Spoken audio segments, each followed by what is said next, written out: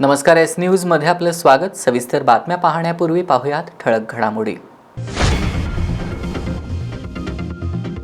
केंद्रीय गृहमंत्री अमित शहांच्या दौऱ्यासाठी इचलकरंजी शहरात झटपट सजावट। केवळ मंत्री येणार म्हणून काही रस्ते चमकवण्यापेक्षा कायमस्वरूपी नियोजन आणि दर्जेदार कामांच्या नागरिकांनी व्यक्त केल्या अपेक्षा। तावडे हॉटेल आणि गांधीनगर परिसरातील अतिक्रमण प्रश्नी सत्ताधारी पक्षांनी कोल्हापूरकरांसमोर भूमिका स्पष्ट करावी। कोल्हापूर शहर सर्वपक्षीय कृती समितीनं केली मागणी। परप्रांतीय तरुणाच्या मृत्यूमागील गूढ उकलण्यात गोकुळ शिरगाव पोलिसांना यश। जुन्या प्रेमसंबंधातून निर्माण झालेल्या रागातून खून केल्याचं निष्पन्न। पोलिसांनी तिघा परप्रांतीय तरुणांना केली अटक। एस न्यूजच्या बातमीनंतर आरोग्य विभागाला आली जाग। इस्पुर्ली प्राथमिक आरोग्य केंद्रातील अनागोंदी कारभार आणि अस्वच्छतेची घेतली गंभीर दखल। आणि उपसाबंदी विरोधात शेतकरी आक्रमक। पाटबंधारे विभागाच्या कार्यालयामध्ये शेतकऱ्यांनी केलं ठिय्या आंदोलन। श्रमिक मुक्ती दलाचे नेते डॉक्टर भारत पाटणकर यांनी पाटबंधारे विभागावर केला पाणी घोटाळ्याचा आरोप। हे आहे GTPL SPN डिजिटल नेटवर्क आणि आपण पाहत आहात चॅनल एस।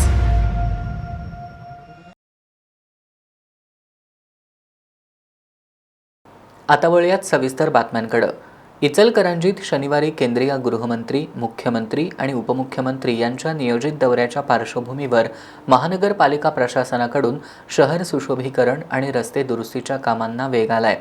मात्र ही कामं केवळ मंत्र्यांच्या दौऱ्याच्या मार्गापुरतीच मर्यादित असल्याचा आरोप नागरिकांकडून केला जात असून शहरातील इतर भागातील प्रलंबित समस्या पुन्हा एकदा चर्चेत आल्यात। शहरातील सर्व भागांचा विकास समान पद्धतीनं व्हायला हवा। केवळ मंत्री येणार म्हणून काही रस्ते चमकवण्यापेक्षा कायमस्वरूपी नियोजन आणि दर्जेदार कामांची गरज आहे, अशी भावना नागरिकांकडून व्यक्त होतीये। इचलकरंजीत शनिवारी केंद्रीय गृहमंत्री अमित शाह, मुख्यमंत्री देवेंद्र फडणवीस, उपमुख्यमंत्री एकनाथ शिंदे आणि सुनेत्रा पवार यांच्या उपस्थितीत विविध विकास कामांची उद्घाटनं आणि जाहीर सभेचं आयोजन करण्यात येणार आहे। यासाठी जय्यत तयारी सुरू आहे। या पार्श्वभूमीवर इचलकरंजी महानगरपालिकेकडून शहरात तातडीनं स्वच्छता, रस्त्यांची डागडुजी, फुटपाथ रंगकाम, रस्त्यांवर पट्टे मारणं आणि परिसर सुशोभीकरणाची कामं मोठ्या प्रमाणावर सुरू करण्यात आली आहेत। विशेष म्हणजे ही सर्व कामं ज्या मार्गावरून मंत्रिमंडळाचा ताफा जाणार आहे त्या मार्गांवर सुरू असल्याचं दिसून येतंय। त्यामुळं शहरातील इतर भागातील नागरिकांमध्ये नाराजीचं वातावरण निर्माण झालंय। इचलकरंजीत अनेक भागांमध्ये रस्ते खराब झालेत। खड्डे, चिखल, वाहतूक कोंडी, फुटलेल्या गटारी आणि अपूर्ण नागरी सुविधा यामुळं नागरिकांना रोज त्रास सहन करावा लागतोय। मात्र या समस्यांकडं अनेक दिवस दुर्लक्ष करण्यात आलं आणि आता केवळ VIP दौऱ्याच्या निमित्तानं प्रशासन सक्रिय झाल्याचं चित्र दिसतंय। शहरातील सर्व भागांचा विकास समान पद्धतीनं व्हायला हवा। केवळ मंत्री येणार म्हणून काही रस्ते चमकवण्यापेक्षा कायमस्वरूपी नियोजन आणि दर्जेदार कामांची गरज आहे, अशी भावना नागरिकांकडून व्यक्त होतीये। दरम्यान प्रशासनाकडून मात्र दौऱ्याच्या अनुषंगानं आवश्यक ती तयारी सुरू असून शहराच्या सौंदर्यीकरणासोबत मूलभूत कामांनाही प्राधान्य दिलं जात असल्याचं सांगितलं जातंय। मात्र या कामांचा लाभ संपूर्ण शहराला कधी मिळणार हा प्रश्न आता नागरिकांमधून उपस्थित केला जातोय। मंत्री येतात तेव्हा शहर बदलतं, पण नागरिकांसाठी हे बदल कायमचे कधी होणार? आयुक्त म्हणतात बेकायदेशीर बांधकाम पाडणार, सत्ताधारी म्हणतात कारवाई होणार, पण दुसरीकडं डबल इंजिन सरकारमधील 2 सत्ताधारी पक्ष नगरविकास विभागात जाऊन या बांधकामाला नियमित करण्यासाठी प्रयत्न करत असल्याचा आरोप कोल्हापूर शहर सर्वपक्षीय कृती समितीनं पत्रकार बैठकीत केलाय। त्यामुळे तावडे हॉटेल आणि गांधीनगर परिसरातील अतिक्रमणाबाबत सत्ताधारी पक्षांनी कोल्हापूरकरांसमोर आपली भूमिका स्पष्ट करावी, अशी मागणी समितीनं केली आहे। तावडे हॉटेल आणि गांधीनगर परिसरातील अतिक्रमण आणि बेकायदेशीर बांधकामांचा वाद सध्या सर्वोच्च न्यायालयात प्रलंबित असून येत्या 25 तारखेला या प्रकरणावर सुनावणी होणार आहे। या पार्श्वभूमीवर कोल्हापूर शहर सर्वपक्षीय कृती समितीनं पत्रकार परिषद घेत सत्ताधारी पक्ष, महापालिका प्रशासन आणि लोकप्रतिनिधींच्या भूमिकेवर प्रश्नचिन्ह उपस्थित करून आपली स्पष्ट भूमिका जाहीर करावी, अशी मागणी केली आहे। चुकीची उपसूचना आणि अशा प्रकारचा ठराव मान्यता आयुक्तांनी दिली ती फार मोठी चूक आहे। कायद्यामध्ये एखादा ठराव चुकीचा असेल तो खंडित करायचा अधिकार महापालिकेच्या आयुक्तांना होता. वास्तविक त्यांनी अशा प्रकारचा ठराव उपसूचनेसहित मंजूरच करायला नको होता, परंतु दुर्दैवाने तसं झालं नाही. ते आत्ता आपल्या मुळाशी येण्याची शक्यता आहे. कारण मॅटर कोर्टामध्ये आहे. कोर्टामध्ये ह्याचा सगळ्याचा उहापोह होणार, ह्याचा किस पडणार. कारण पहिली नोटीस कॅन्सल करून दुसरी नोटीस सुप्रीम कोर्टाच्या निर्णयाद्वारे दिली गेली. ते एकदा वाचून घेणं गरजेचं आहे महापालिकेनं. त्याच्यामध्ये बऱ्याचशा गोष्टी आहेत आणि त्याच्यामध्ये असा एक क्लॉज आहे की नियमित होत असेल तर नियमित करावं म्हणून. हा जसं आम्ही वकील आहोत तसं तेही वकील गाठले असणार, तेही आमच्यापेक्षा हुशार असणार, त्यांचाही अभ्यास असणार. ह्या सगळ्या जिंकण्यासाठी जी पूर्वतयारी करायला लागते, जे ग्राउंड्स तयार करायला लागतात, ते ग्राउंड्स तयार करायला कळत न कळत महापालिकेनं मदत केली आहे अशी आमची शंका आहे. म्हणून आत्ताच आयुक्तांनी जागं झालं पाहिजे अशी आमची भूमिका. आयुक्त म्हणतात बेकायदेशीर बांधकाम पाडणार, सत्ताधारी म्हणतात कारवाई होणार. पण दुसरीकडे डबल इंजिन सरकारमधील 2 सत्ताधारी पक्ष नगरविकास विभागात जाऊन या बांधकामाला नियमित करण्यासाठी प्रयत्न करत असल्याचा आरोप कृती समितीनं केला आहे.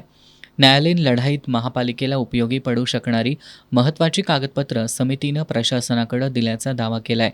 मात्र ही कागदपत्रं न्यायालयात सादर करण्यास महापालिका टाळाटाळ करत असल्याचा आरोप यावेळी करण्यात आला.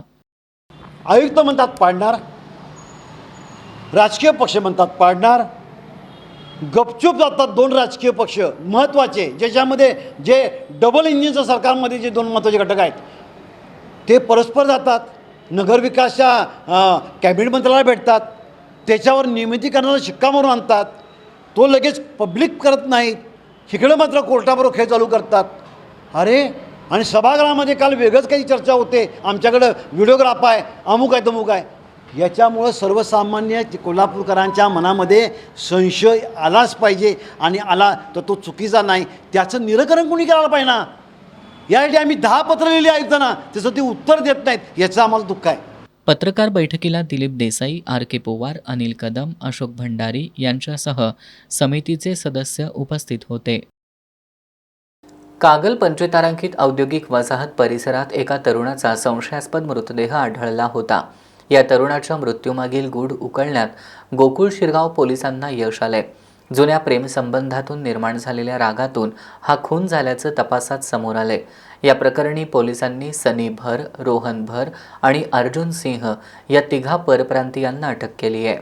कागल पंचतारांकित औद्योगिक वसाहतीमध्ये 16 जून रोजी रंजन कुमार वीरेंद्र भर हा तरुण बेशुद्ध अवस्थेत पडला होता. याबाबतची माहिती मिळताच गोकुळ शिरगाव पोलीस घटनास्थळी दाखल झाले. त्यांनी त्या तरुणाला CPRमध्ये हलवलं, मात्र डॉक्टरांनी त्याला मृत घोषित केलं. शवविच्छेदन अहवालात त्याचा गळा दाबल्याचं समोर आलं. त्यानंतर पोलिसांनी CCTV फुटेज आणि तांत्रिक विश्लेषणाच्या आधारे सनी भर, रोहन भर आणि अर्जुन सिंह या परप्रांतीयांना अटक केली आहे. चौकशीत त्यांनी गुन्ह्याची कबुली दिली आहे. रंजन कुमार यानं संशयित आरोपी सनी भर याच्या बहिणीला 4 वर्षांपूर्वी पळवून नेलं होतं. या कारणावरून त्यांच्यामध्ये तीव्र राग निर्माण झाला होता.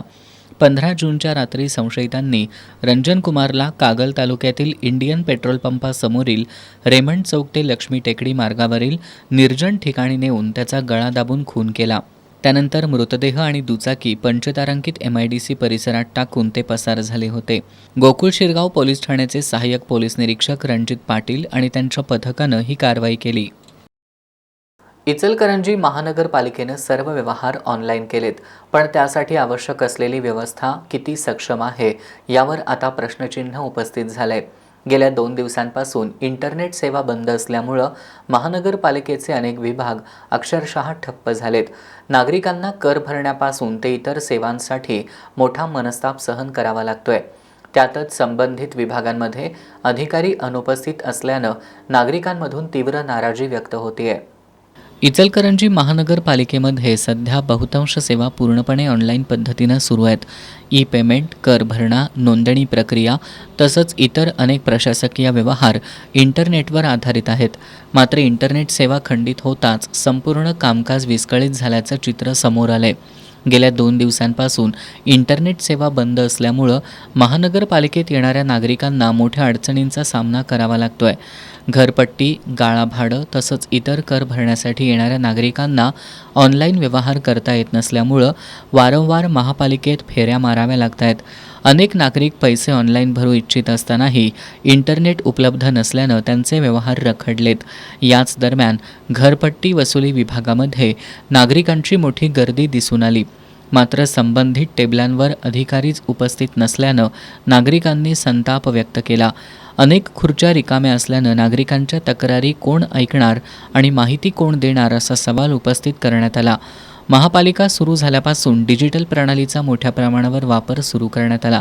मात्र इंटरनेट सेवा बंद झाल्यानंतर पर्यायी व्यवस्था उपलब्ध नसल्यामुळं संपूर्ण कामकाज ठप्प झालं. वारंवार अशा समस्या निर्माण झाल्यास नागरिकांना मोठ्या प्रमाणात फटका बसणार आहे. जर इंटरनेट सेवा बंद पडत असेल तर पर्यायी नेटवर्क किंवा बॅकअप प्रणाली का उपलब्ध करून देण्यात आली नाही असा प्रश्न नागरिकांनी उपस्थित केला आहे. महानगरपालिकेने सर्व व्यवहार ऑनलाईन केलेत, पण त्यासाठी आवश्यक असलेली व्यवस्था किती सक्षम आहे यावर आता प्रश्नचिन्ह उपस्थित झालंय. गोकुळशी संलग्न 569 अंतिम अवसायनातील अपात्र संस्थांच्या वतीनं न्यायालयात दाद मागून या संस्थांना न्याय मिळवून देणार असल्याची भूमिका आमदार सतेज पाटील गटाच्या वतीनं घेण्यात आली. गोकुळ दूध संघाच्या निवडणुकीच्या पार्श्वभूमीवर गोकुळ दूध संघाशी संलग्न असणाऱ्या 1320 संस्थांपैकी 569 संस्था अपात्र ठरवल्या होत्या. यावर आमदार सतेज पाटील गटाच्या वतीनं जोरदार हरकत घेण्यात आली. गोकुळशी संलग्न 569 अंतिम अवसायनातील अपात्र संस्थांच्या वतीनं न्यायालयात दाद मागणार असल्याचं आमदार पाटील गटाच्या वतीनं सांगण्यात आलं. कोल्हापुरातील जुना वाशीनाका परिसरात गेल्या 4 दिवसांपासून पाणीपुरवठा खंडित झाल्यानं नागरिकांचा संताप अनावर झाला. बुधवारी रात्री संतप्त नागरिकांनी रास्ता रोको आंदोलन करत प्रशासनाचं लक्ष वेधून घेतलं. मात्र या आंदोलनामागं केवळ पाणी टंचाई नसून प्रभाग क्रमांक 10 मधील सत्ताधारी महायुतीच्या नगरसेवकांमधील समन्वयाचा अभाव कारणीभूत असल्याची चर्चा परिसरात रंगली आहे. तुम्हाला मतदान करायला आम्ही हवं, पण पाणी मात्र तुमच्या घराकडं, अशी संतप्त प्रतिक्रिया आंदोलकांनी व्यक्त केली. 2 विद्यमान नगरसेविका असतानाही त्यांच्यातील विसंवाद आणि टँकरच्या राजकारणामुळं नागरिकांना रस्त्यावर उतरावं लागल्याचा आरोप होतोय.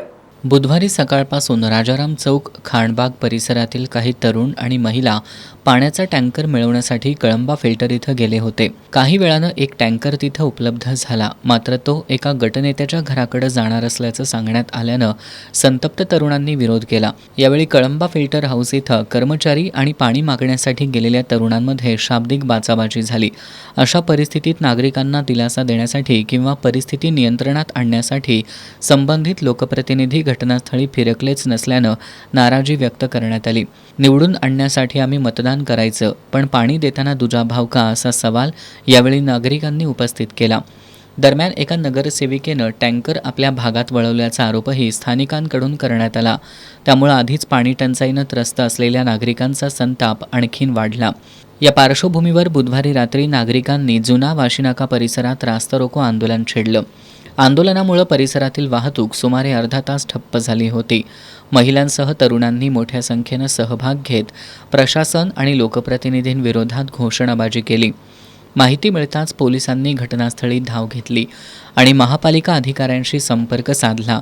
त्यानंतर महापालिकेचे अधिकारी घटनास्थळी दाखल झाले. त्यांनी नागरिकांशी चर्चा करून लवकरात लवकर पाणीपुरवठा सुरळीत करण्याचं आश्वासन दिलं. अधिकाऱ्यांच्या आश्वासनानंतर रास्ता रोको आंदोलन मागं घेण्यात आलं.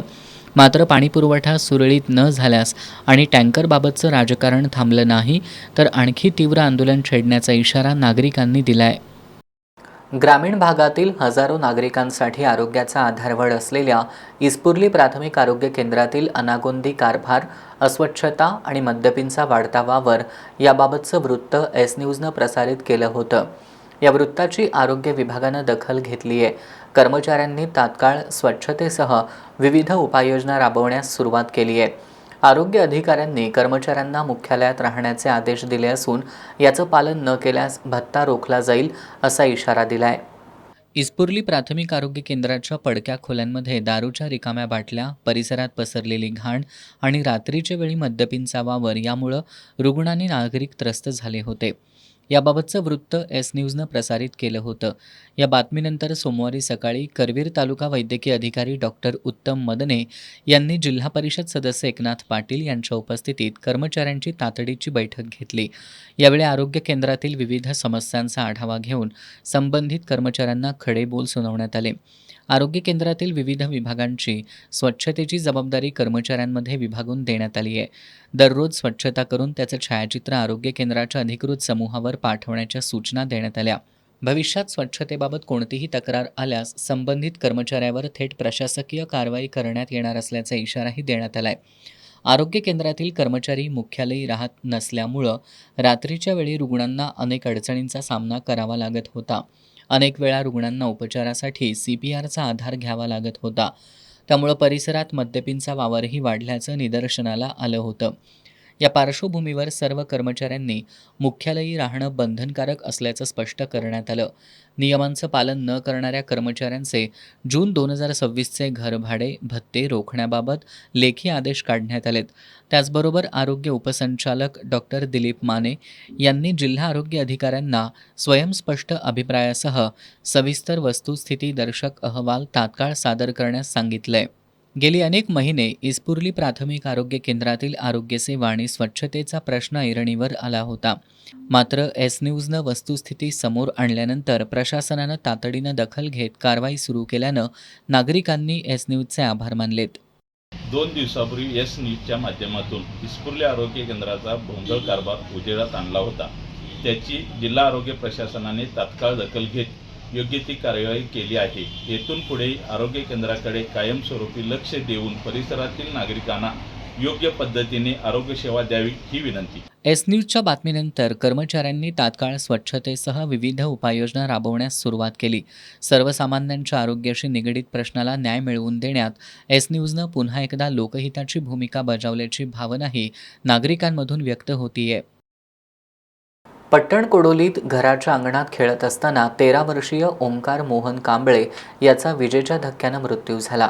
ही घटना बुधवारी घडली असून महावितरणच्या हलगर्जीपणामुळं ओंकारचा मृत्यू झाल्याचा आरोप नागरिकांनी केलाय. त्यामुळे संतप्त नागरिकांनी आज पट्टण कोडोलीतील महावितरणच्या कार्यालयावर धडक देऊन महावितरणच्या अधिकाऱ्यांना धारेवर धरलं. हातकणंगले तालुक्यातील पट्टण कोडोली इथल्या सम्राट चौक परिसरात मोहन कांबळे आपल्या कुटुंबियांसोबत राहतात. मोहन कांबळे यांना 3 मुलं असून ओंकार कांबळे हा त्यांचा सर्वात लहान मुलगा होता. 13 वर्षीय ओंकार हा बुधवारी सकाळी मित्रांसोबत खेळून घरी परतत असताना त्याच्या हाताचा जमिनीलगत असलेल्या महावितरणच्या विद्युत वाहिनीला स्पर्श झाला आणि ओंकार वाहिनीला चिकटूनच राहिला. यावेळी शेजारी असलेल्या एका महिलेनं हा प्रकार पाहून आरडाओरड केला. यावेळी शेजारी असलेल्या नवनाथ कांबळे यांनी लाकडी बॅटच्या सहाय्यानं ओंकारला विजेच्या वाहिनीपासून वेगळं केलं आणि ओंकारला प्रथमोपचारासाठी सरकारी आरोग्य केंद्रात दाखल केलं. त्यानंतर पुढील उपचारासाठी कोल्हापुरातील CPR रुग्णालयात घेऊन जात असताना रुग्णालयाजवळच त्याचा मृत्यू झाला. महावितरणच्या हलगर्जीपणामुळं ओंकारचा मृत्यू झाल्याचा आरोप करत नागरिकांनी पट्टण कोडोलीतील महावितरणच्या कार्यालयावर मोर्चा काढला आणि महावितरणच्या अधिकाऱ्यांना धारेवर धरलं. गेल्या अनेक दिवसांपासून ओंकारचे वडील मोहन कांबळे यांनी महावितरणच्या कर्मचाऱ्यांच्या निदर्शनास ही धोकादायक वाहिनी आणून दिली होती. मात्र महावितरणच्या कर्मचाऱ्यांनी त्याकडे दुर्लक्ष केल्यानं संतप्त गावकऱ्यांनी महावितरणच्या अधिकाऱ्यांवर रोष व्यक्त केला. यावेळी महावितरणच्या अधिकाऱ्यांनी ओंकारच्या कुटुंबियांना आर्थिक मदत मिळवून देण्याचं आश्वासन दिल्यानंतर आक्रमक झालेले ग्रामस्थ शांत झाले. रात्री उशिरा ओंकारच्या मृतदेहावर अंत्यसंस्कार करण्यात आले. उपसाबंदी विरोधात शिरोळ तालुक्यातील शेतकरी आक्रमक झालेत. आक्रमक झालेल्या शेतकऱ्यांनी पाटबंधारे विभागाच्या कार्यालयामध्येच जोरदार ठिय्या आंदोलन सुरू केलं. पावसानं ओढ दिल्यामुळं जिल्ह्यातील नदींच्या पाणी पातळीत मोठी घट झाली आहे. त्यामुळे जलसंपदा विभागानं पिण्याच्या पाण्याचा विचार करून उपसाबंदीचा आदेश लागू केला आहे. या उपसाबंदीमुळे नदीकाठी असणाऱ्या शिरोळ तालुक्यातील अब्दुल्लाट, शिरदवाड, शिवनाकवाडी, शिरढोण, टाकवडे, तेरवाड, हेरवाड इथल्या शेतीचं मोठं नुकसान होत आहे. यासाठी आज शिरोळ तालुक्यातील शेतकऱ्यांनी आक्रमक होत पाटबंधारे विभागाच्या कार्यालयात ठिय्या आंदोलन सुरू केलंय.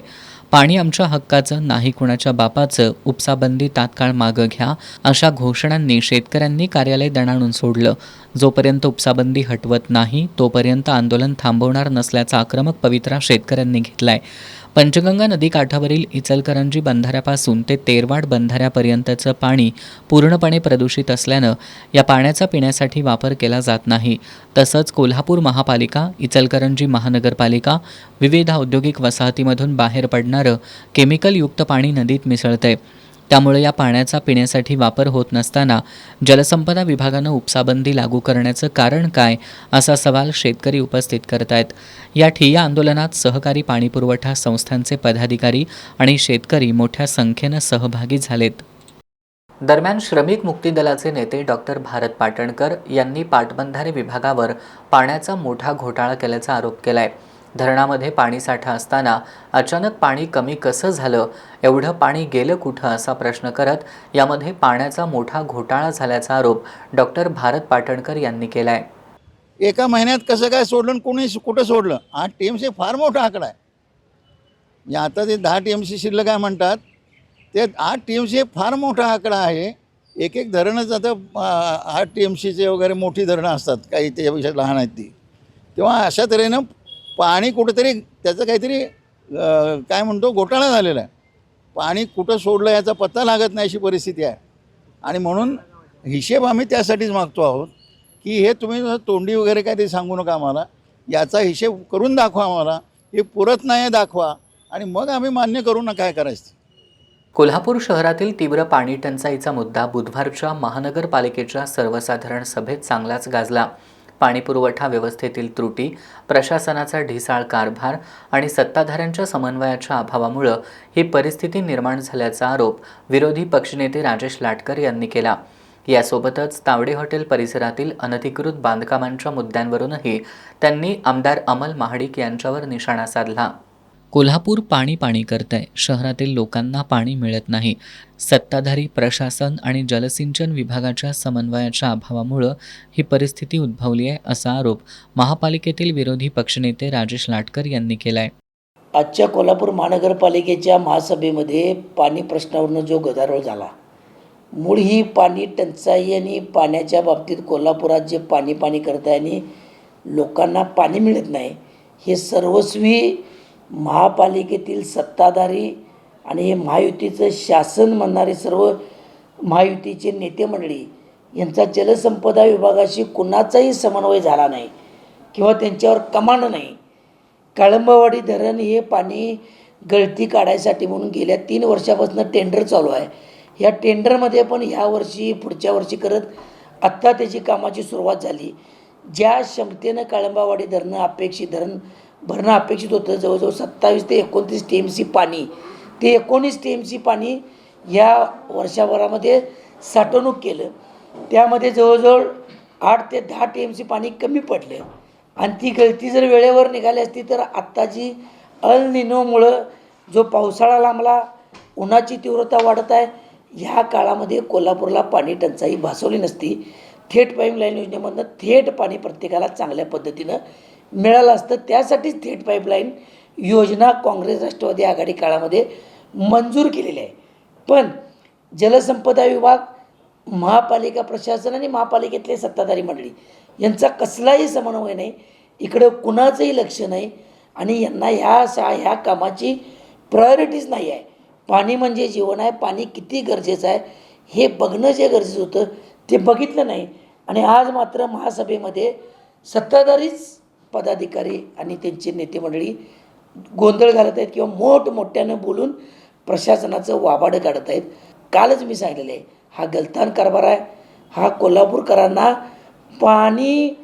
पाणी करायला म्हणायची वेळ जी आणलेली आहे, हा यांचा अक्षम्य चुकीचा कारभार, जो समन्वय नसलेला कारभार हा कारणीभूत आहे.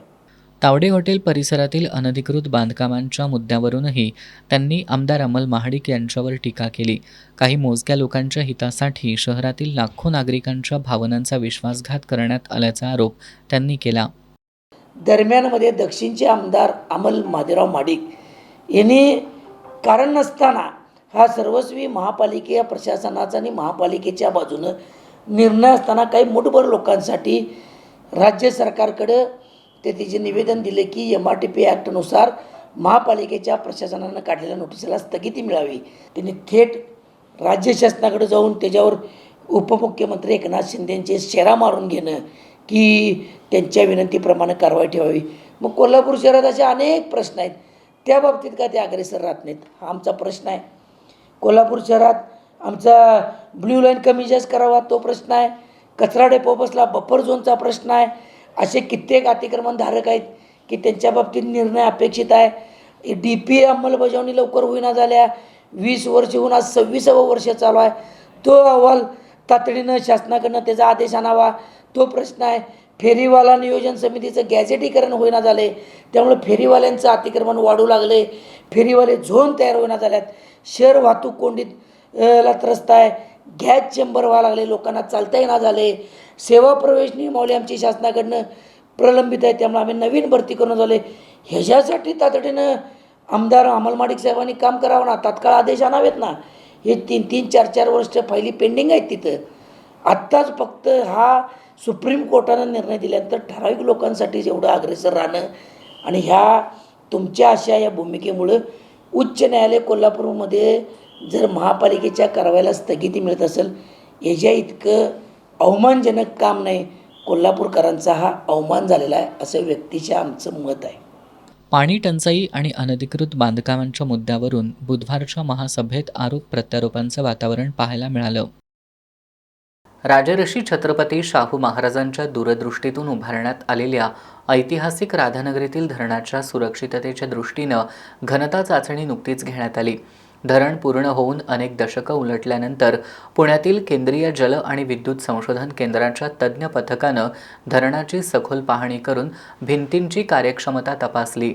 राजर्षी छत्रपती शाहू महाराजांच्या दूरदृष्टीतून साकारलेलं राधानगरी तलाव गेल्या 72 वर्षांपासून अखंडपणे जनतेची आणि शेतीची तहान भागवत आहे. या धरणाची सुरक्षिततेच्या दृष्टीनं घनता चाचणी नुकतीच पार पडली. पुण्यातील केंद्रीय जल आणि विद्युत संशोधन केंद्राच्या तज्ज्ञ पथकानं धरणाची सखोल पाहणी करून भिंतींची कार्यक्षमता तपासण्यात आली. या धरणाच्या मुख्य भिंतींची घनता तपासण्यासाठी धरणाच्या मुख्य भिंतींवर 10 ठिकाणी विशेष होल तयार करण्यात आले होते. त्यामधून आधुनिक यंत्रसामग्रीच्या सहाय्यानं भिंतींच्या आतील भागाची घनता, मजबूती आणि संरचनात्मक स्थितीची तपासणी करण्यात आली. अत्याधुनिक तंत्रज्ञानाच्या माध्यमातून धरणाच्या भिंतींची सध्याची कार्यक्षमता आणि दीर्घकालीन सुरक्षिततेचा अभ्यास करण्यात आला. लक्ष्मी तलाव हे कोल्हापूर जिल्ह्याच्या जलसंपदा व्यवस्थेतील एक महत्त्वाचं धरण मानलं जातं. त्यामुळे धरणाची नियमित तपासणी आणि वैज्ञानिक मूल्यमापन आवश्यक मानलं जातं. या पार्श्वभूमीवर करण्यात आलेली ही घनता चाचणी भविष्यातील सुरक्षिततेच्या दृष्टीनं महत्त्वपूर्ण ठरणार आहे.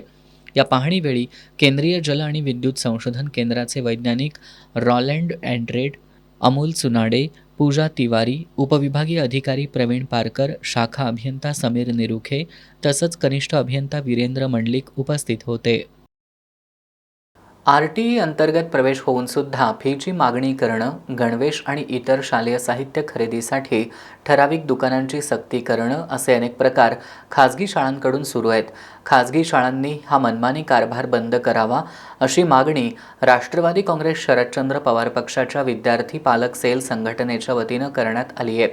या मागणीचे निवेदन त्यांनी शिक्षण उपसंचालक प्रभावती कोळेकर यांना दिलं. खाजगी शाळांकडून RTE अंतर्गत प्रवेश होऊन सुद्धा फीची मागणी करणं, गणवेश आणि शालेय साहित्याची ठराविक दुकानातूनच खरेदीची सक्ती करणं, अकॅडमीबरोबर सामंजस्य करार करून आपले विद्यार्थी खाजगी अकॅडमीमध्ये बसवणं असे अनेक प्रकार काही खाजगी शाळांकडून सुरू आहेत. अशा खाजगी शाळांनी हा कारभार बंद करावा अशी मागणी राष्ट्रवादी काँग्रेस शरदचंद्र पवार पक्षाच्या विद्यार्थी पालक सेल संघटनेच्या वतीनं करण्यात आली आहे. या मागणीचे निवेदन त्यांनी शिक्षण उपसंचालक प्रभावती कोळेकर यांना दिलं. RTE अंतर्गत प्रवेश मिळालेल्या विद्यार्थ्यांच्या पालकांना काही दिवसांनंतर फी भरण्याचा तगादा लावण्यात येतो. ही रक्कम रोख स्वरूपात स्वीकारून याचं कोणतंही रेकॉर्ड ठेवलं जात नाही. त्यामुळे या पालकांची आर्थिक पिळवणूक थांबवावी अशी मागणी निवेदनाद्वारे करण्यात आली आहे. काही खाजगी शाळा अकॅडमीबरोबर सामंजस्य करार करून आपले विद्यार्थी खाजगी अकॅडमीमध्ये बसवत आहेत. अशा शाळा आणि अकॅडमीवर कारवाई करण्यात यावी अशी सुद्धा मागणी करण्यात आली. यावेळी राष्ट्रवादीच्या विद्यार्थी पालक सेल संघटनेचे अध्यक्ष फिरोज सरगूर, निमंत्रक प्रतापसिंह शेटे, सुभाष घाटगे, गणेश जाधव, शशिकांत कदम, सुभाष कदम, गणेश नलवडे, पप्पू जाधव आदी उपस्थित होते. बळीराजाच्या संपन्नतेबरोबरच साखर कारखानदारीला ऊर्जितावस्था येण्यासाठी शासनानं चालू वर्षासाठी जाहीर केलेल्या ऊसाला प्रति टन 3,650 रुपये FRP दरात वाढ करून ती 4,500 रुपये करण्यात यावी. तसंच सध्याच्या साखरेच्या आधारभूत किमतीत प्रति किलो 20 रुपयांची वाढ करावी. यासह अन्य मागण्या पदवीधर मित्र संघटनेचे अध्यक्ष माणिक पाटील सुयेकर यांनी केल्यात. या मागण्यांसाठी करवीर तालुक्यातील सुये इथल्या विठ्ठल मंदिर आवारात 21 जूनपासून बेमुदत अन्नत्याग आंदोलन करणार असल्याचं माणिक पाटील सुयेकर यांनी सांगितलं. ऊस शेती आणि साखर कारखानदारी हा भारतीय अर्थव्यवस्थेच्या दृष्टीनं सर्वात मोठा उद्योग आहे. काही खाजगी साखर कारखाने वगळता बहुसंख्य साखर कारखाने सहकारी तत्वावर असल्यानं ते शेतकरी सभासदांच्याच म्हणजेच बळीराजाच्या मालकीचे आहेत. मात्र गेल्या काही वर्षांपासून ऊस उत्पादन खर्चात भरमसाठ वाढ होतीये, पण शेतकऱ्यांना त्या प्रमाणात मिळणारा FRP दर आणि साखर कारखानदारांना मिळणारा किमान आधारभूत दर खूप कमी आहे. त्यामुळे साखर उद्योग अडचणीत आलाय. साखर कारखानदारी आणि शेतकरी हे दोन्ही घटक आर्थिक अडचणीत आलेत. शासनानं चालू वर्षासाठी जाहीर केलेल्या प्रतिटन 3,650 रुपये FRP दरात वाढ करून ती 4,500 रुपये करण्यात यावी. साखरेच्या किमान आधारभूत किमतीत प्रति किलो 20 रुपयांची वाढ करावी. दारिद्र्य रेषेखालील घटकांना साखर खरेदीवर सवलत मिळावी किंवा दारिद्र्य रेषेखालील घटकांच्या बँक खात्यात थेट अनुदान जमा करावं. निर्यातबंदी कायमची रद्द करण्यात यावी. साखर निर्यात करताना शासनानं साखरेला प्रति क्विंटल 1,000 ते 3,000 रुपये अनुदान द्यावं. ऊसापासून साखरेव्यतिरिक्त तयार होणारे इतर उपपदार्थांच्या दराची वाढ करण्यात यावी. या मागण्यांसाठी येत्या 21 जूनपासून सुये इथल्या विठ्ठल मंदिर आवारात बेमुदत अन्नत्याग आंदोलन सुरू करणार असल्याची माहिती पदवीधर मित्र संघटनेचे अध्यक्ष माणिक पाटील सुयेकर यांनी पत्रकार बैठकीत दिली. माझ्या गावी रविवारी सकाळी 10 वाजल्यापासून मी साखर कारखानदारी आणि शेतकरी या संदर्भात अन्नत्याग आंदोलन करत आहे. ते अन्नत्याग आंदोलन बेमुदत स्वरूपाचं असणार आहे. त्याचा उद्देश एकच आहे की सध्या शेतकऱ्याला त्याच्या उत्पादन खर्चावर मिळणारी FRP ही फारच कमी आहे. ती आता 3600 रुपये आहे. ती आम्हाला 3650 रुपये ती आम्हाला 8500 मिळावी. आणि ही मिळण्यासाठी जे साखर कारखानदार आहेत त्यांना इतकी रक्कम वाढीव रक्कम देण्यासाठी त्यांची जी साखरेची MSP आहे किंवा इतर जे पदार्थ आहेत त्यांना त्यांचे भाव वाढवून मिळावेत ही आमची अपेक्षा आहे. यासाठी शासनाचं लक्ष वेधावं, काही आमच्या मागण्या आहेत त्यांच्याकडे शासनानं लक्ष वेधावं आणि त्या मागण्या पूर्ण कराव्यात. यासाठी मी बेमुदत अन्नत्याग आंदोलन करत आहे. यावेळी किसान मोर्चाचे राज्य सचिव भगवान काटे, आझाद हिंद शेतकरी संघटनेचे समन्वयक मोहन पाटील यांनी देखील मनोगत व्यक्त करत माणिक पाटील सुयेकर यांच्या आंदोलनाला पाठिंबा दिला. या पत्रकार बैठकीला सदाशिव कुलकर्णी, ज्ञानदेव पाटील, हेमंत पाटील, रुपेश पाटील, संजय वाघमोडे, बाळ नाईक आदी उपस्थित होते. कोल्हापूर शहराचा तिसरा विकास आराखडा तयार करण्याचं काम सुरू असताना लोकप्रतिनिधींना अंधारात ठेवलं जात असल्याचा आरोप बुधवारी महापालिका सभेत झाला. विकास आराखड्यात बदल करण्याचा सभागृहाचा अधिकार ऑगस्टमध्ये संपणार असल्यानं हा आराखडा तातडीनं सभागृहासमोर सादर करावा अशी मागणी विरोधी पक्षनेते राजेश लाटकर यांनी केली. यानंतर या विषयावर विशेष सभा घेण्याचा निर्णयही घेण्यात आला. कोल्हापूर शहराचा भविष्यातील चेहरा ठरवणाऱ्या तिसऱ्या विकास आराखड्याचं काम गेल्या 2 वर्षांपासून सुरू आहे. मात्र या महत्त्वाच्या आराखड्याची माहिती सभागृहासमोर का आणली जात नाही असा सवाल बुधवारी सर्वसाधारण सभेत उपस्थित करण्यात आला. विरोधी पक्षनेते राजेश लाटकर यांनी प्रशासनाकडे याबाबत जाब विचारत आराखड्यांची तातडीनं सादरीकरण करण्याची मागणी केली. नगररचना विभागाच्या अधिकाऱ्यांनी 27 ऑगस्ट 2026 रोजी विकास आराखड्यात बदल करण्याचा महापालिका सभागृहाचा अधिकार संपणार असल्याचं स्पष्ट केलं. त्यामुळे मुदत संपण्यापूर्वी विशेष सभा घेऊन आराखड्याची सविस्तर माहिती नगरसेवकांसमोर ठेवावी अशी मागणी करण्यात आली. या मागणीला सभागृहातूनही पाठिंबा मिळाला. विकास आराखड्याबाबत आत्तापर्यंत कोणतीही सविस्तर चर्चा न झाल्यानं प्रशासनाच्या कार्यपद्धतीवर प्रश्न उपस्थित होत आहेत. अधिकार संपल्यानंतर शासन स्तरावरून हवा तसा आराखडा मंजूर करण्याचा प्रयत्न तर नाही ना, अशीही चर्चा सभागृहात रंगली. अखेर हा विषय विशेष सभेत घेण्याचा निर्णय झाला. हा एक विषय आणि दुसरा विषय आहे तो गेली 28 ऑगस्ट 2024ला मांडण्यात येते.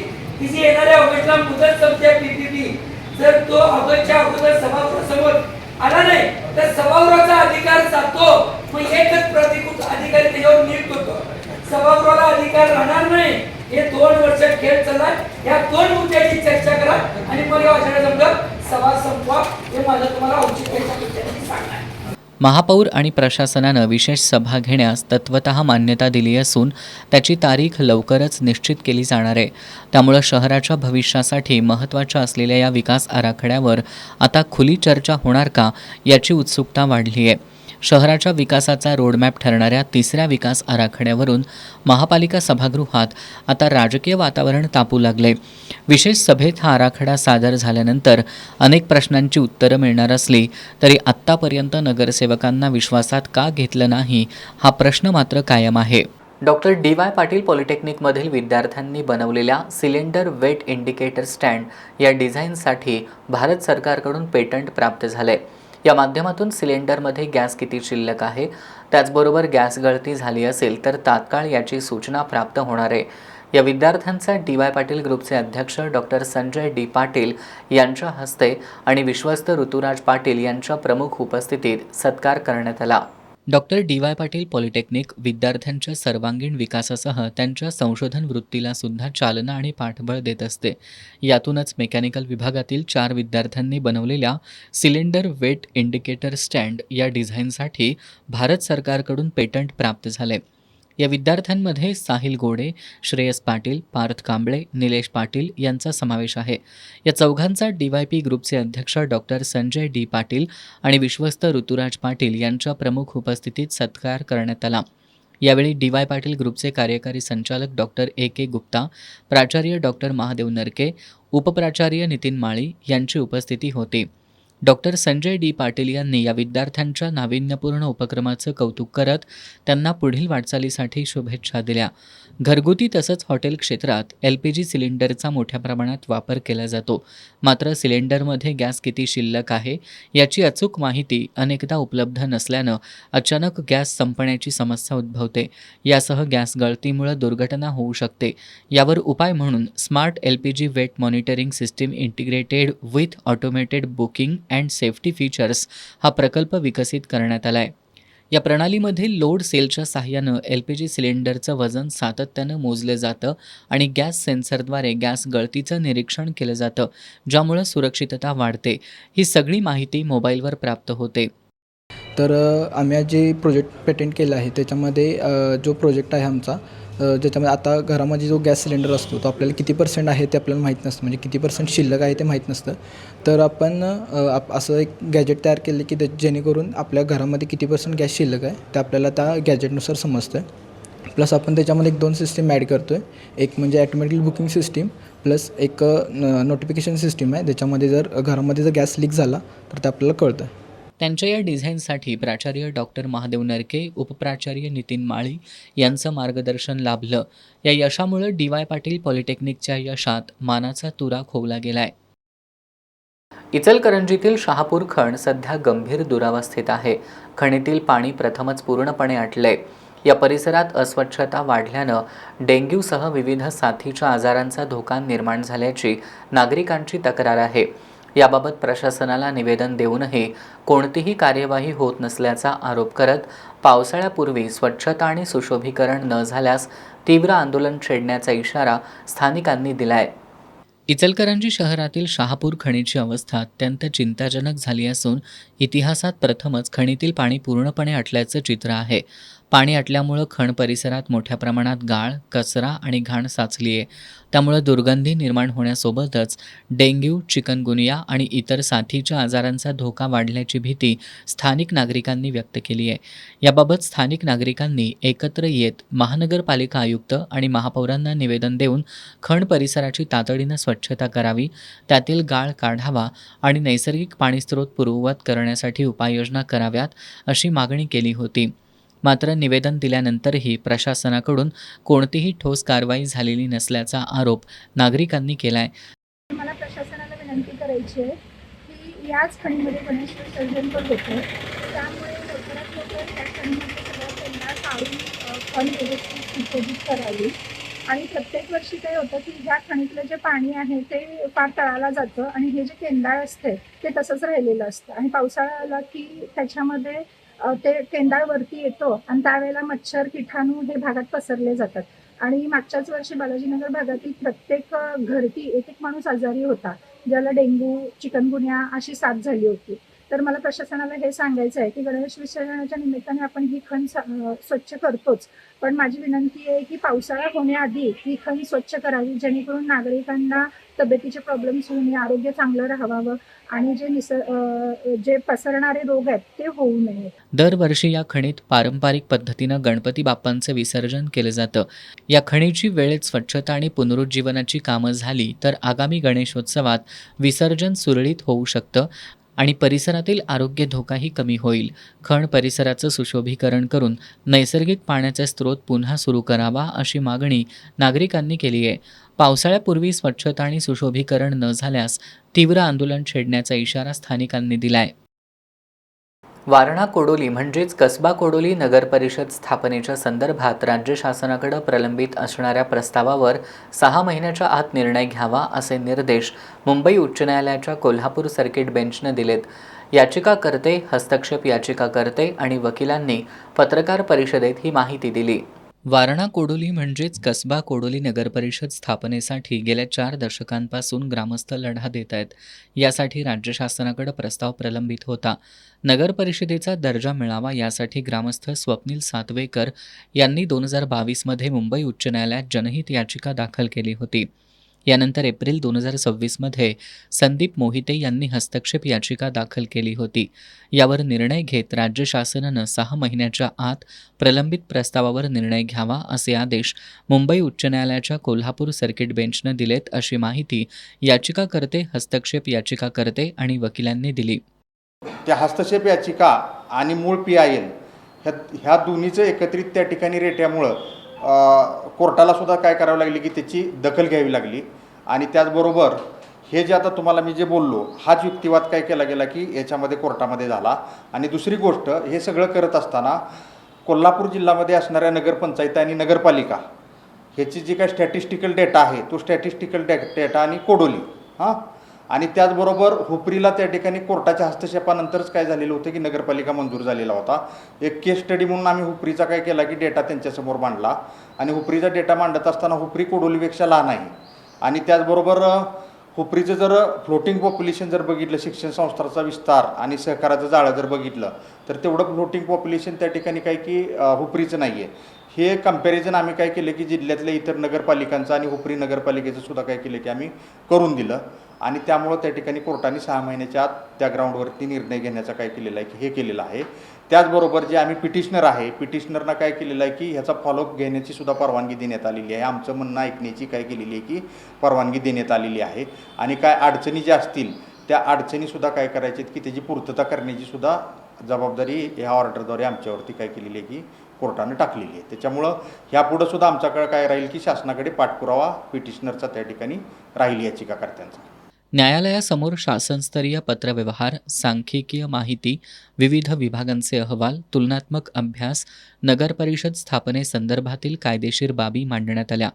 मूळ जनहित याचिकाकर्त्यांच्या वतीनं ॲडव्होकेट धैर्यशील सुतार, ॲडव्होकेट ओंकार सुतार यांनी, तर हस्तक्षेप याचिकाकर्त्यांच्या वतीनं ॲडव्होकेट मिलिंद देशमुख, ॲडव्होकेट उमाकांत वाघमारे आणि ॲडव्होकेट तेजस्विनी सुतार यांनी बाजू मांडली.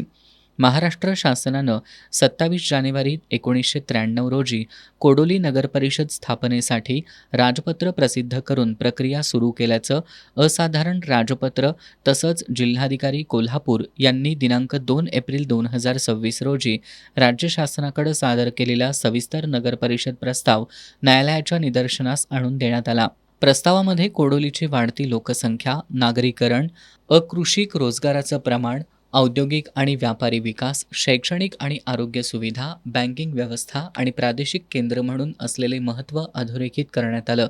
यावेळी स्वप्नील सातवेकर, जयदीप मोहिते, संदीप मोहिते, ॲडव्होकेट मिलिंद देशमुख, ओंकार सुतार, तेजस्विनी सुतार, विश्वजित नलवडे आदी उपस्थित होते. लांबलेला पाऊस त्यात जलसिंचन विभागानं पाणी उपशाला घातलेली बंदी यामुळं भात पिकं करपू लागलेत.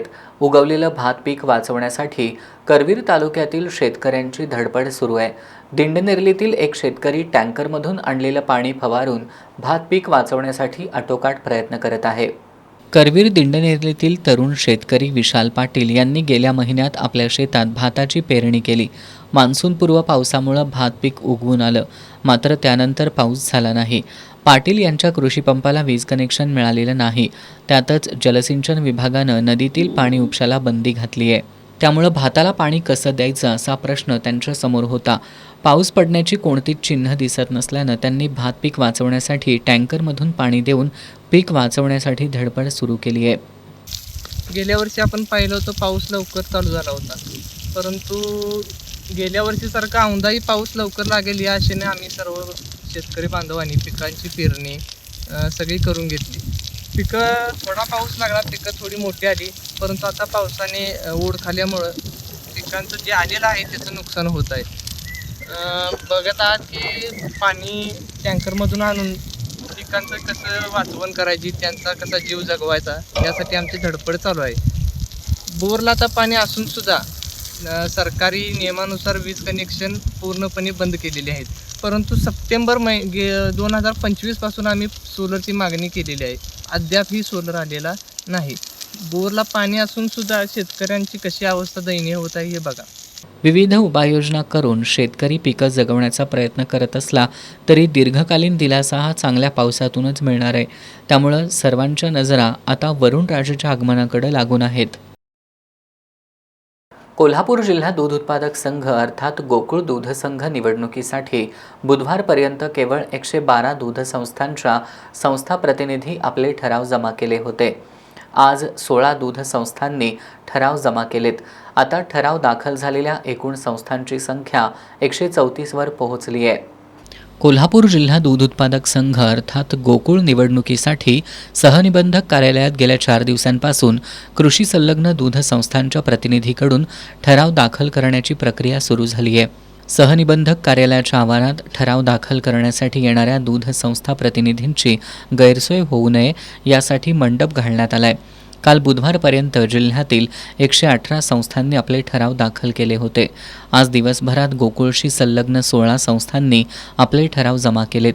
करवीर तालुक्यातील 7, शिरोळ तालुक्यातील 3, आजरा हातकणंगले तालुक्यातील 2, गडहिंग्लज पन्हाळा तालुक्यातील 1 संस्थेचा समावेश आहे. आज तागायत एकूण 134 संस्थांनी आपले ठराव जमा केलेत. कागल तालुक्यातील नानीबाई चिखली ग्रामपंचायतीच्या सदस्यपदासाठीचं आरक्षण नुकतंच सोडत पद्धतीनं निश्चित करण्यात आलंय. या आरक्षणात बौद्ध समाजावर अन्याय झाल्याचा आरोप करत ग्रामस्थांनी तहसीलदार अमरदीप वाकडे यांना निवेदन सादर केलंय.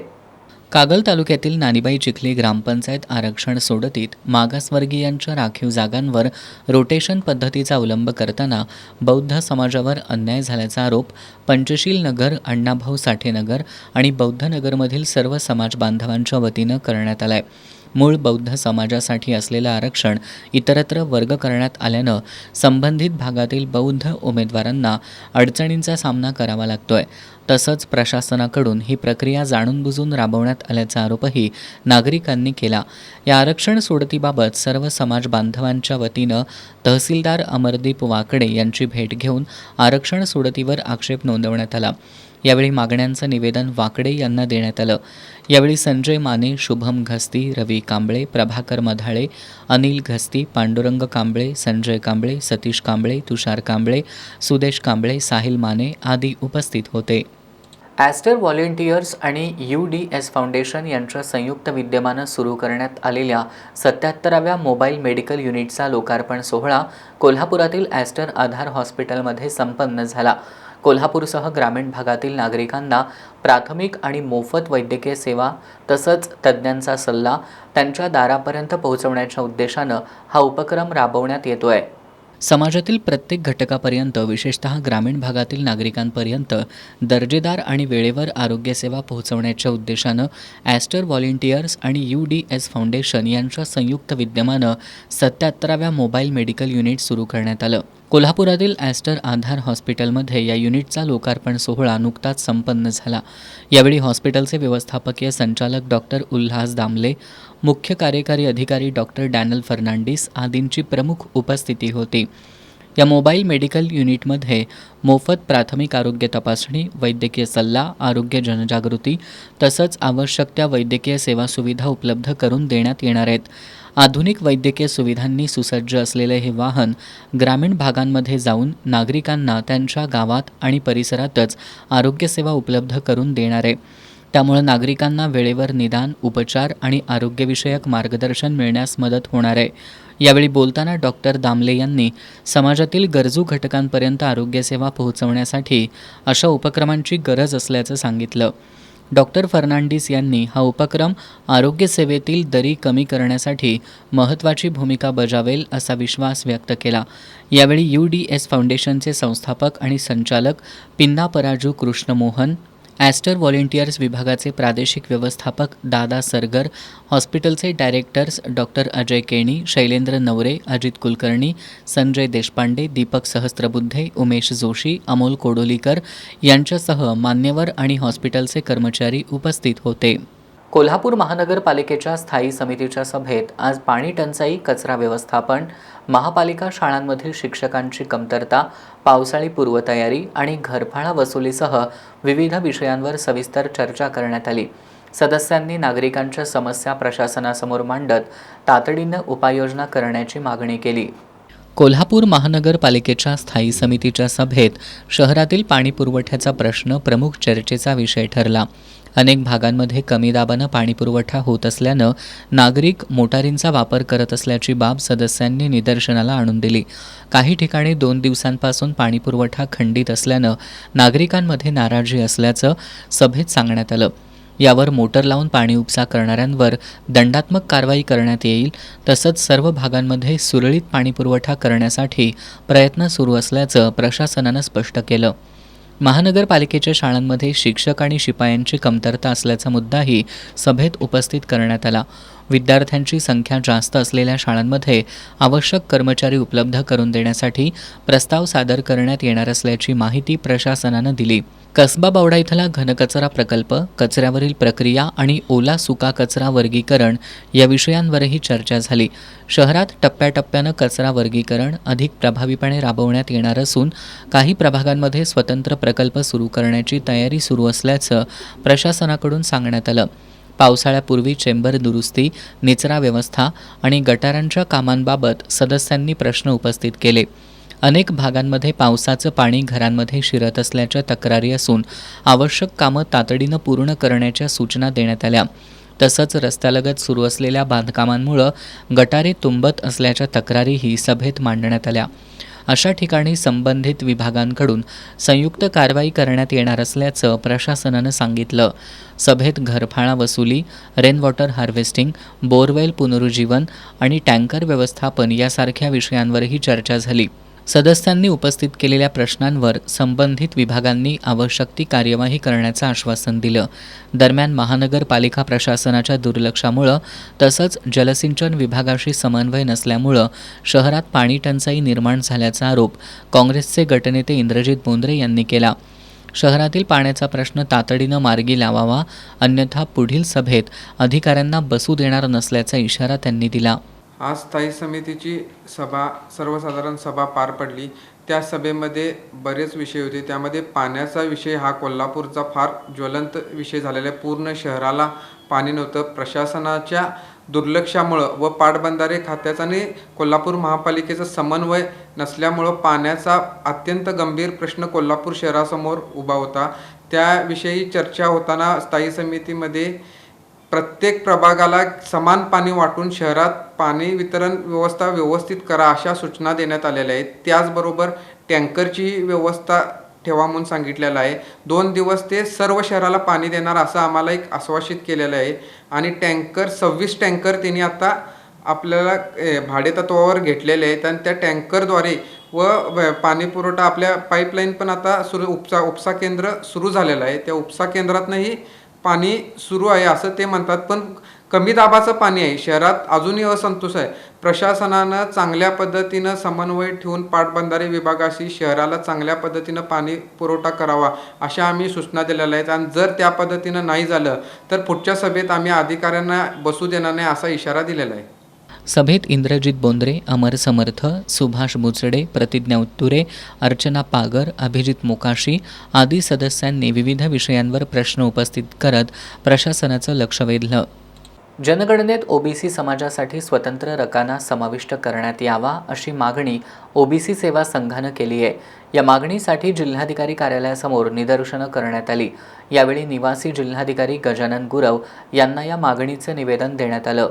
ओबीसी समाजाची अचूक लोकसंख्या आणि सामाजिक आर्थिक स्थिती समोर यावी तसंच शासनाच्या धोरणांमध्ये त्याचा योग्य विचार व्हावा यासाठी जनगणनेत ओबीसी समाजासाठी स्वतंत्र रकाना ठेवावा अशी मागणी ओबीसी सेवा संघानं केली आहे.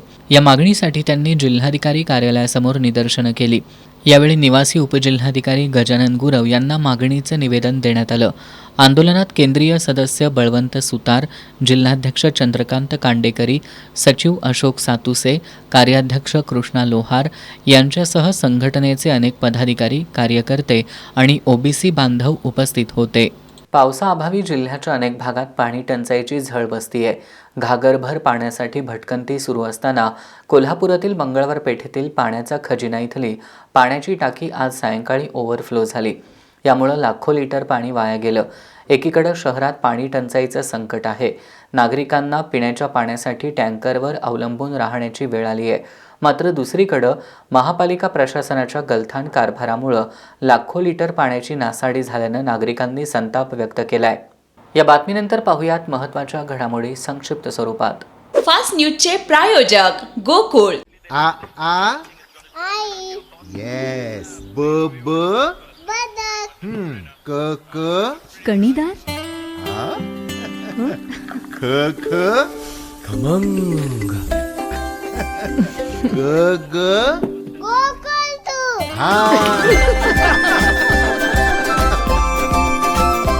अगदी घरच्यासारखं कणीदार खमंग म्हणजेच गोकुळ तूप.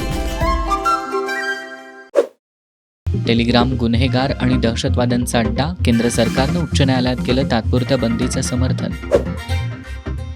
जागतिक इंधन पुरवठ्यासाठी महत्त्वाचा मानला जाणारा स्ट्रेट ऑफ हॉर्मुझ जलमार्ग अखेर पूर्णपणे खुला. तेल आणि एलपीजी गॅसनं भरलेले टँकर्स भारताकडे येण्यास सुरुवात. सीबीएसईच्या त्रिभाषा सूत्राला अंतरिम स्थगिती देण्यास सर्वोच्च न्यायालयाचा नकार. 14 जुलैला होणार पुढील सुनावणी. तुमच्या बोलण्यामुळेच शिवसेनेचा ऱ्हास. आता नगरसेवकही राहणार नाहीत. गिरीश महाजन यांचा संजय राऊतांवर पलटवार. पावसाअभावी शेतकऱ्यांवर दुबार पेरणीच्या संकटाचे ढग घोंगावू लागलेत. शेतकरी पावसासाठी देवाला साकडं घालतायत. राधानगरी तालुक्यातील पिंपळवाडी इथल्या शेतकऱ्यांनी 14 किलोमीटर अंतर बैलांसह पायपीट करून देवांना जलाभिषेक घालत पावसासाठी प्रार्थना केली. राधानगरी तालुक्यातील पिंपळवाडी परिसरातल्या शेतकऱ्यांनी 11 मेच्या दरम्यान भात पिकाची धुळवा पेरणी केली होती. मात्र त्यानंतर एखाद दुसरा किरकोळ अपवाद वगळता पाऊसच झाला नसल्यानं शेतकऱ्यांवर संकटाचे ढग दाटून आलेत. भाताचं बियाणं, मशागत आणि इतर खर्चासाठी हजारो रुपये खर्च केलेल्या शेतकऱ्यांसमोर आता दुबार पेरणीचं संकट उभं ठाकलंय. आधीच वाढत्या उत्पादन खर्चामुळं अडचणीत असलेल्या शेतकऱ्यांच्या चिंतेत यामुळं आणखी भर पडली आहे. पाऊस न झाल्यास पुन्हा बियाणं खरेदी करावं लागणार असल्यानं शेतकऱ्यांवर आर्थिक भुर्दंड पडणार आहे. शेतीसोबतच जनावरांच्या वैरणीचाही प्रश्न दिवसेंदिवस गंभीर बनत चाललाय. शिवारात हिरवा चारा नसल्यानं पशुपालकांनाही मोठ्या अडचणींचा सामना करावा लागतोय. त्यामुळं शेतकरी आणि पशुपालक दोघांच्याही नजरा आकाशाकडं लागून राहिल्यात. पावसासाठी व्याकुळ झालेल्या पिंपळवाडी गावातल्या शेतकऱ्यांनी आपल्या पारंपरिक श्रद्धेचा आधार घेत ग्रामदैवताला साकडं घातलं. शेतकऱ्यांनी भैरवनाथ, स्वामी समर्थ आणि चक्रेश्वर देवस्थानापर्यंत बैलगाड्या तसंच पायी चालत जात जलयात्रा काढली. यावेळी देवांच्या मूर्तीवर पाण्याचा अभिषेक करून पाऊस पाडा, शेतकऱ्यांना वाचवा अशी प्रार्थना केली. दुबार पेरणीची वेळ आलेली आहे आमच्याकडे. त्यासाठी आम्ही देवाला पाणी घालायला पिंपळवाडी ते चक्रेश्वरवाडीपर्यंत आलो आहे. पिंपळवाडी एरदेव मंदिरात पाणी घालून पायी चालत येऊन बारडवाडीमध्ये भैरव मंदिरात पाणी घातले. तिथनं वर शिखरावर घातलं, स्वामी समर्थ मंदिरला घातलं आणि इथं चक्रोबा मंदिरपाशी आलो. आतापर्यंत पावसाचा काय हे नाही, ढोरांची वैरण आणि ह्यासाठी आर्थिक लय नुकसान हे झालं आहे. त्यासाठी आम्ही देवासाठी इथं देवच आता काय हे घेतो ते त्यासाठी आलो आणि देवाकडे साकडं घातलंय. आता देवानं त्याचं हे करावं. आता जे महागाईच्या योजना जे बियाणं आम्ही 400-500 रुपये किलोप्रमाणे घातलेलं आहे आणि त्या बियाचं जर परत पेरायचं जर फळे आली तर मोठं संकट आम्हाला शेतकऱ्यांना उभं राहणार आहे. तरी याची शासनाकडं किंवा बाकीच्या कृषी खात्याकडं याची बियाण्याची तरतूद करावी. शेतकऱ्यांच्या डोळ्यात पिकांच्या भवितव्याची चिंता आणि मनात पावसाची आस स्पष्टपणे दिसत होती. निसर्गाच्या कृपेवर अवलंबून असलेल्या या बळीराजानं आता देवाच्याच दारी धाव घेतली असून काळ्या ढगांसोबत सुखद पावसाची प्रतीक्षा सर्वांना लागून राहिली आहे. एस न्यूजसाठी राधानगरीहून नामदेव कुसाळे. राजकिरण लँडिंग चेंजेस आणि महालक्ष्मी संस्थेतील कथित गैरव्यवहाराविरोधात बंडखोर सेना पक्षाच्या वतीनं बुधवारी जिल्हाधिकारी कार्यालयासमोर बोंबमारो आंदोलन करण्यात आलं. या प्रकरणी संबंधितांवर कारवाई करावी तसंच ठेवीदारांना ठेवी परत कराव्यात अशा मागण्या बंडखोर सेनेनं केल्यात. हातकणंगले तालुक्यातील मिणचे इथल्या Rajkiran landing changes in agriculture आणि श्री महालक्ष्मी भटकी जमात शेळी मेंढी पालन आणि उत्पादक सहकारी संस्थेत गैरव्यवहार झाल्याचा आरोप बंडखोर सेना पक्षाच्या वतीनं करण्यात आला आहे. या आर्थिक गैरव्यवहार, भ्रष्टाचाराविरोधात आणि सभासद, पिगमीधारक आणि ठेवीदारांवर झालेल्या अन्यायाच्या निषेधार्थ बुधवारी पक्षाच्या वतीनं जिल्हाधिकारी कार्यालयासमोर बोंबमारो आंदोलन करण्यात आलं. संबंधित प्रकरणांची उच्चस्तरीय चौकशी करावी, दोषींवर कठोर कारवाई करावी, ठेवीदारांना ठेवी परत मिळाव्यात आदी मागण्या यावेळी करण्यात आल्या. आंदोलनात पक्षाचे जिल्हाध्यक्ष आलेश नांगरे, राकेश कांबळे, सुरेश आवळे, अभिषेक भंडारे, राहुल दोडे, ओम वाकसे, भालचंद्र दबडे यांच्यासह पक्षाचे पदाधिकारी, कार्यकर्ते, पिगमीधारक, ठेवीदार आणि गुंतवणूकदार उपस्थित होते.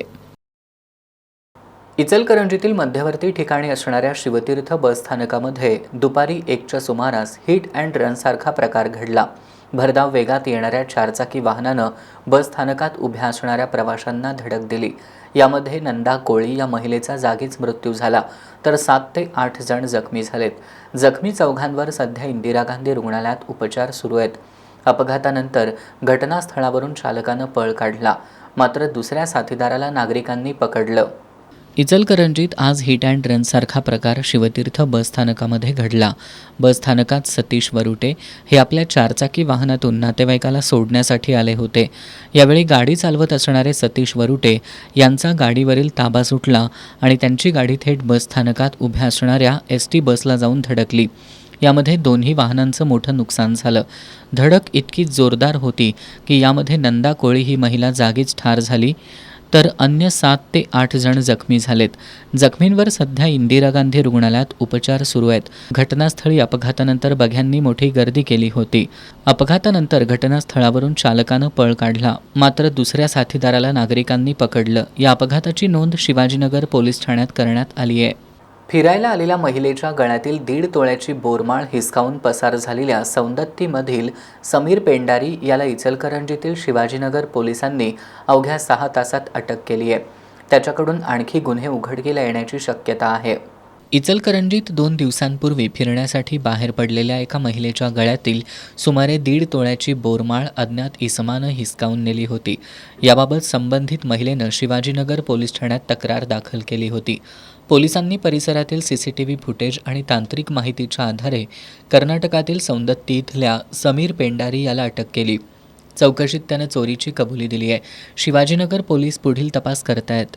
कोल्हापूरच्या दसरा चौकातील रॉयल स्पोर्टिंग गो टर्फ मैदानावर LLA CPL 2026 सीझन 4 या क्रिकेट स्पर्धेत तेजस टायटन्स संघानं LLA रॉकर्स संघावर मात करत विजेतेपद पटकावलं. विजेत्या तेजस टायटन्स संघाला 10,000 रुपये रोख आणि मानाची ट्रॉफी देऊन सन्मानित करण्यात आलं. लेट्स लर्न अकॅडमीच्या वतीनं कोल्हापुरातील दसरा चौकातील रॉयल स्पोर्टिंग गो टर्फ मैदानावर LLA CPL 2026 सीझन 4 या क्रिकेट स्पर्धेचं आयोजन करण्यात आलं होतं. CA आणि CA विद्यार्थ्यांसाठी आयोजित या स्पर्धेचा अंतिम सामना अटीतटीचा झाला. यामध्ये तेजस टायटन्स संघानं LLA रॉकर्स संघावर मात करत स्पर्धेचं विजेतेपद पटकावलं. विजेत्या तेजस टायटन्स संघाला 10,000 रुपये रोख आणि मानाची ट्रॉफी देऊन सन्मानित करण्यात आलं. या स्पर्धेत मालिकावीर तरुण चौधरी, सर्वोत्कृष्ट फलंदाज नितीन जयसिंघानी, सर्वोत्कृष्ट गोलंदाज जय कोरोशी, उदयनमुख खेळाडू वरद वसा हे ठरले. स्पर्धा कमिटी सदस्य लौकिक जामसांडेकर, अजय ढेरे, प्रतीक कदम, रामदास माने, स्वराज मिसाळ, प्रणव पाटील आदींनी स्पर्धेचं यशस्वी संयोजन केलं. डॉक्टर विजय काळेबाग यांच्या जाण्यानं दलित, शोषित, वंचित समाजाची आणि आंबेडकरी चळवळीची खूप मोठी हानी झाली आहे, अशा भावना आंबेडकरवादी आणि मातंग समाजाच्या वतीनं घेण्यात आलेल्या शोकसभेत व्यक्त करण्यात आल्या. शाहू स्मारक भवन इथं ही शोकसभा झाली. ज्येष्ठ साहित्यिक, विचारवंत, अभ्यासक, प्राध्यापक डॉक्टर विजय काळेबाग यांचं 7 जून रोजी निधन झालं. त्यांच्या स्मृतिप्रित्यर्थ शाहू स्मारक भवन इथं आंबेडकरवादी आणि मातंग समाजाच्या वतीनं शोकसभेचं आयोजन करण्यात आलं होतं. यावेळी Republican party of India Ambedkar गटाच्या पश्चिम महाराष्ट्र अध्यक्षा रूपा वायदंडे यांनी एक विद्रोही बंडाचं निशाण रोवणारं आंबेडकरी चळवळीतील मोठं नेतृत्व हरपल्याचं सांगत त्यांच्यासोबतच्या आठवणींना उजाळा दिला. याप्रसंगी अनेकांनी डॉक्टर काळेबाग यांना श्रद्धांजली अर्पण केली. यावेळी डॉक्टर काळेबाग यांच्या कुटुंबियांसह लालासाहेब नाईक, रुपाली कवाळे, शिवाजी आवळे, दादा माने, ॲडव्होकेट रणजित कवाळे, दत्ताजी कवाळे आदी उपस्थित होते. करवीर तालुक्यातील इस्पुर्ली प्राथमिक आरोग्य केंद्राच्या वतीनं 100 दिवसीय क्षयरोग मुक्त भारत अभियानाला सुरुवात करण्यात आली आहे. या अभियानांतर्गत परिसरातील विविध गावांमध्ये विशेष तपासणी शिबिराचं आयोजन करण्यात येत असून 150हून अधिक नागरिकांनी या उपक्रमाचा लाभ घेतला आहे. देशाला क्षयरोग मुक्त करण्याच्या उद्देशानं राबवण्यात येत असलेल्या 100 दिवसीय क्षयरोग भारत अभियानाचा शुभारंभ इस्पुर्ली प्राथमिक आरोग्य केंद्राच्या वतीनं करण्यात आला. जिल्हा क्षयरोग अधिकारी डॉक्टर हर्षला वेदक आणि तालुका आरोग्य अधिकारी डॉक्टर उत्तम मदने यांच्या मार्गदर्शनाखाली हा उपक्रम राबवण्यात आला.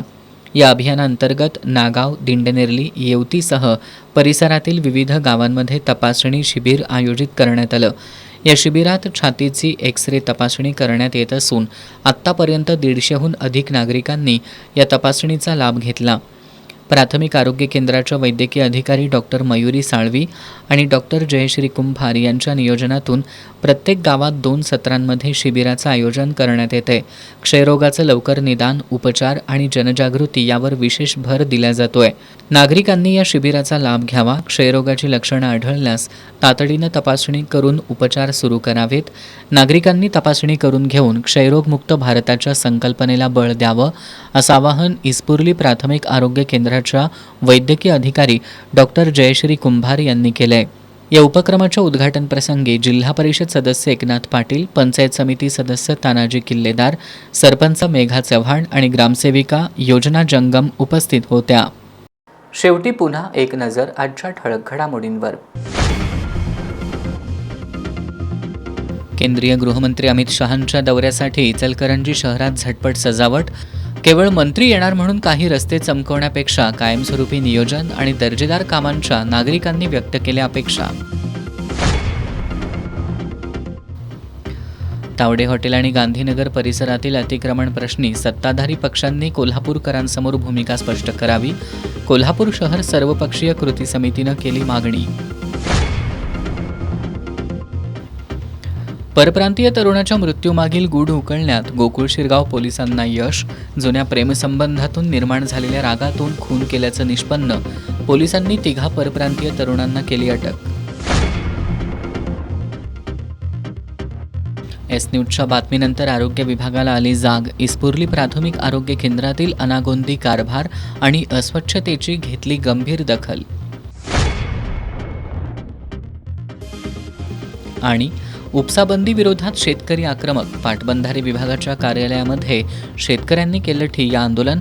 श्रमिक मुक्ती दलाचे नेते डॉक्टर भारत पाटणकर यांनी पाटबंधारे विभागावर केला पाणी घोटाळ्याचा आरोप.